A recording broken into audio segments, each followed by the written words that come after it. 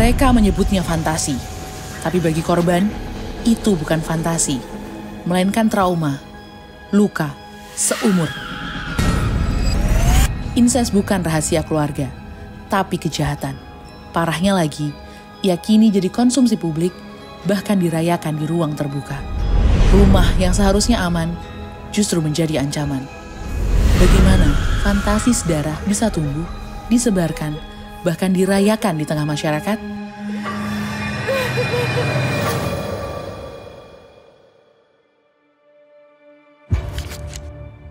Beberapa waktu belakangan, publik dibuat geger oleh sebuah fenomena yang tak hanya mencengangkan, tapi juga mengusik nurani. Hubungan terlarang yang berlangsung secara diam-diam, luput dari sorotan, dan ironisnya terjadi di dalam rumah sendiri. Tempat yang seharusnya menjadi ruang paling aman dan penuh kasih, justru menyimpan rahasia gelap yang selama ini tersembunyi rapat-rapat. Fenomena ini mengangkat sebuah pertanyaan besar. Berapa banyak keluarga yang menyimpan rahasia kelam?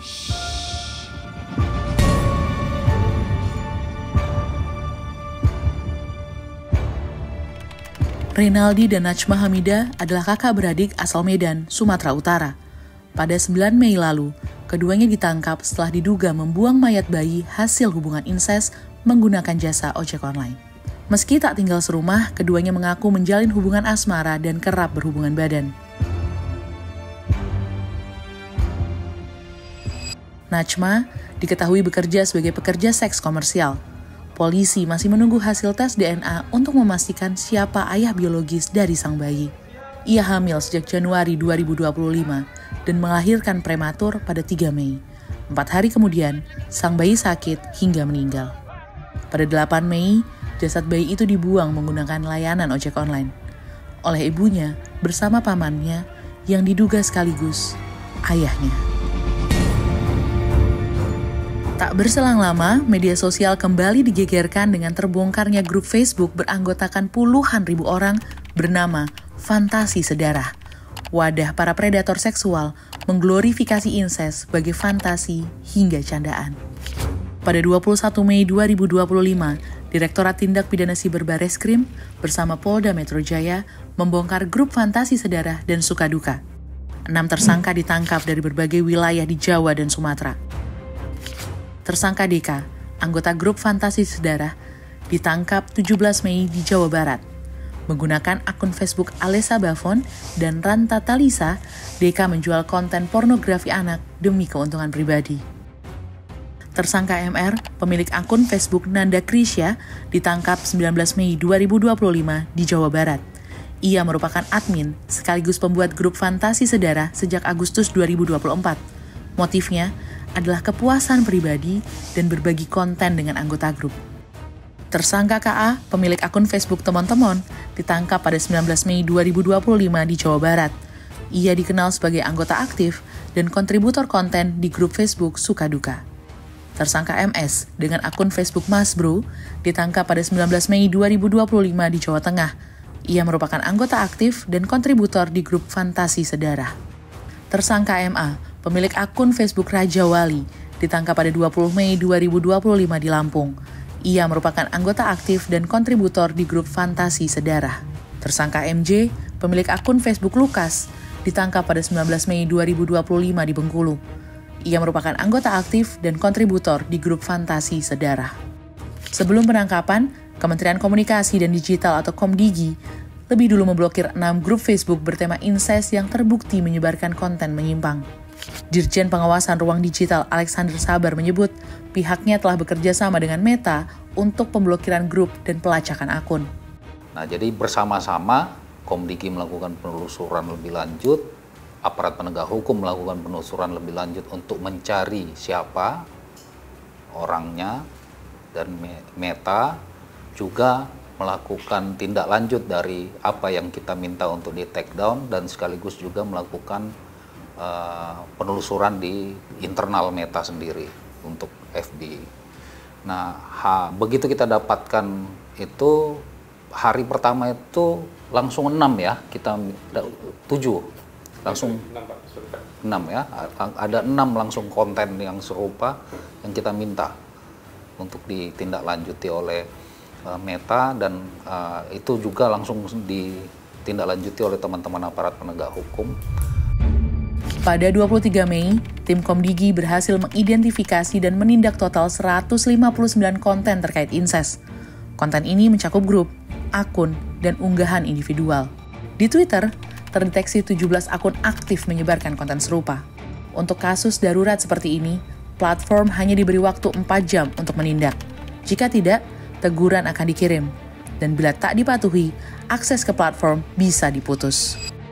Lantas, konten seperti apa yang dianggap negatif oleh Komdigi dan bisa dikenai tindakan? Panduan kita kan Undang-Undang ITE. Ya. Undang-Undang ITE-nya itu sendiri kan mengatakan informasi dan dokumen elektroniknya itu kan ya, penyebaran informasi dan dokumen elektronik yang melanggar kesusilaan, ya kan. Kemudian pengertian kesusilaan sendiri dalam undang-undang itu diberikan koridornya adalah kesusilaan yang dimaksudkan itu terikat pada waktu tertentu dan tempat tertentu. Nah, kalau pandangan kami, ya itu udah melanggar. Mereka menyebutnya fantasi, kita menyebutnya penyimpangan. Guru besar sosiologi dari Universitas Airlangga, yang juga peneliti fenomena incest, Profesor Bagong Suyatno menyebut fenomena ini tak lagi bisa dipandang sebagai kasus per kasus. Ini adalah fenomena sosial, karena pelakunya merasa bukan lagi penyimpang, tapi bagian dari komunitas. Kenapa? Itu menunjukkan bahwa ini bukan sekedar kasus, tapi ini sudah menjadi fenomena sosial ya, karena pelakunya itu lebih dari satu dan mereka membangun komunitas tersendiri ya, yang menjustifikasi kelakuan mereka. Ternyata bukan hanya saya ya, banyak orang yang seperti saya, dan adanya komunitas itu menjadi pembenar mereka untuk meneruskan perilakunya yang keliru tadi, yang sebetulnya sangat tidak bermoral ya, karena terutama kalau korbannya anak di bawah umur. Fantasi menyimpang ini bisa menjadi akar dari perilaku predator, menjelma menjadi mimpi buruk nyata yang terjadi diam-diam di balik pintu rumah sendiri.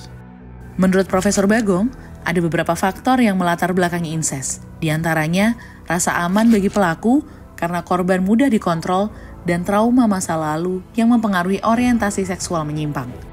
Berdasarkan catatan tahunan Komnas Perempuan, kasus incest dalam 6 tahun terakhir menunjukkan pola naik turun.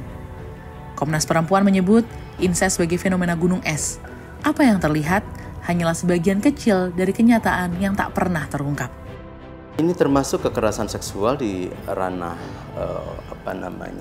keluarga ya, gitu. Nah, kita melihat ini suatu hal yang sangat memprihatinkan ya.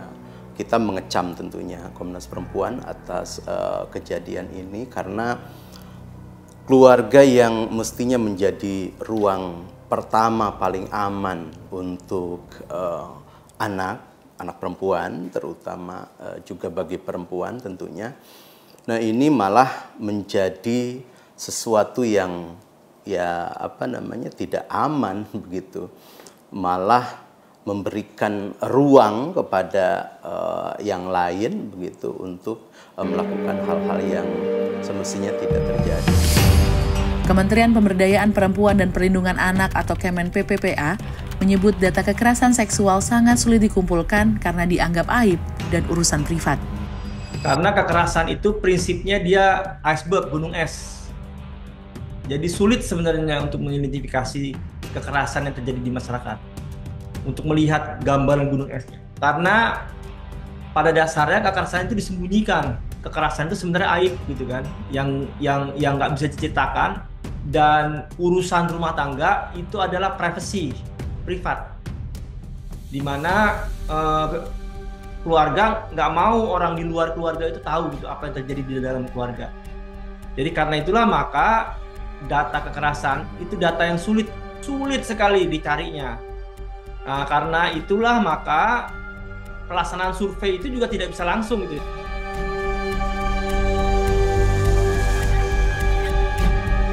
Hubungan sedarah tak pernah mendapat pembenaran. baik oleh norma agama maupun hukum. Di mata hukum, insest adalah tindak pidana, terlebih jika melibatkan anak di bawah umur.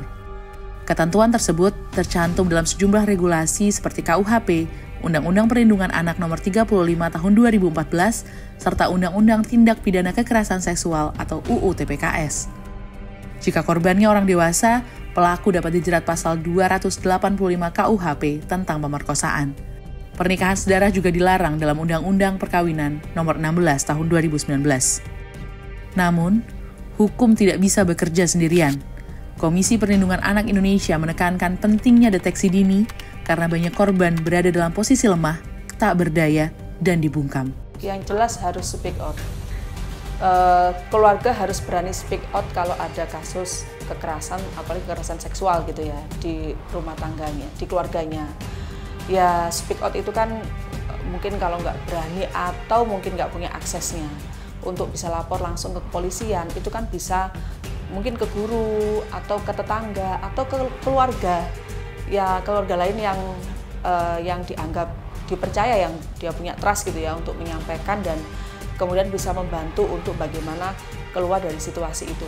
Bicara soal kasus saudara atau insest ini kan masih membutuhkan itu tadi, keterlibatan dari tetangga sekitar, masyarakat satu desa, termasuk juga keterlibatan mungkin pihak sekolah, dalam hal ini mungkin guru gitu ya, untuk juga ikut ngecek bagaimana kondisi anak. Insest bukan cuma pelanggaran hukum, ini tanda rusaknya perlindungan dalam keluarga. Siapa yang akan peduli kalau lingkungan terdekat justru diam? Berapa korban lagi yang harus menjerit dalam diam sebelum kita bertindak? Kalau bukan sekarang, lalu kapan?